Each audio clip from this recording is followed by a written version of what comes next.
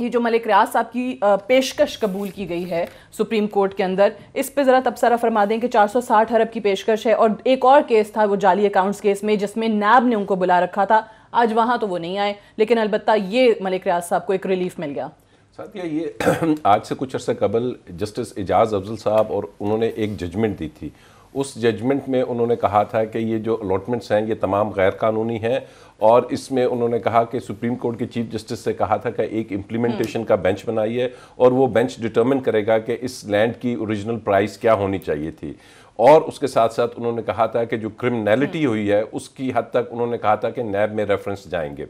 अब जब मलिक रियाज साहब की बात आई तो उन्होंने एक ऑफर की थी which started somewhere from 100 billion से चलती चलती ये 460 बिलियन पे चली गई है। अब 460 बिलियन उस ज़मीन की कीमत है, क्योंकि उसमें सबसे इंपॉर्टेंट इशू जो सा है वो है थर्ड पार्टीज़ का जो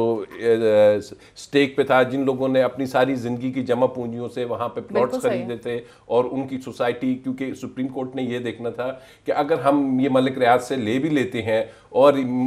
उसको MDA को दे देते हैं, मिली डेवलपमेंट को, तो वहाँ पर ना वो स्कीम बननी थी, ना वो लोगों को फैसिलिटी बननी थी, ना वो इतनी खूबसूरत एक हाउसिंग स्कीम बन सकती थी। तो पैसे मांगने की आज जरूर उन्होंने बात कर दी MDA के वकील ने, कि जो रकम मिलती है मलिक रियाज से वो सिंध हुकूमत को दे दी जाए। MDA की हद तक इस केस में उन्होंने कहा है कि अगर नैब रेफरेंस फाइल करना चाहता है, क्योंकि इसमें दो फ्री कैन थे, एक वो तो ये कि जिन्होंने अलॉटमेंट अपने नाम पे करवाई और एक वो थे कि जिन्होंने कानून से हट के गैर कानूनी तौर पर इनके नाम पे अलॉटमेंट की थी। उसकी हद तक उन्होंने कहा है कि अगर रेफरेंस फाइल करना है, क्योंकि मिसयूज ऑफ अथॉरिटी भी हुई है, उस मिसयूज ऑफ अथॉरिटी के लिए वो सुप्रीम कोर्ट से रिज्यू करेंगे। और मैं ज़ाती तौर पे समझता हूं कि अगर इन्होंने तो फ़ायदा उठाया, इन्होंने फ़ायदा उठाने के बाद जो फ़ायदा उठाया था वापस कर दिया, लेकिन उन्होंने जो गैर कानूनी काम किया, अपनी अथॉरिटी को इस्तेमाल करके किसी को फ़ायदा पहुंचाया, खुद पहुंचाया, उसमें कौन से लोग थे, उसके बदले में उन्होंने क्या लिया,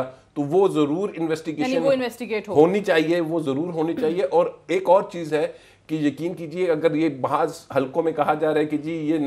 केस बना देते, अगर ये नैब के पास चला जाता ना तो आपको 460 क्या 60 बिलियन भी नहीं मिलने।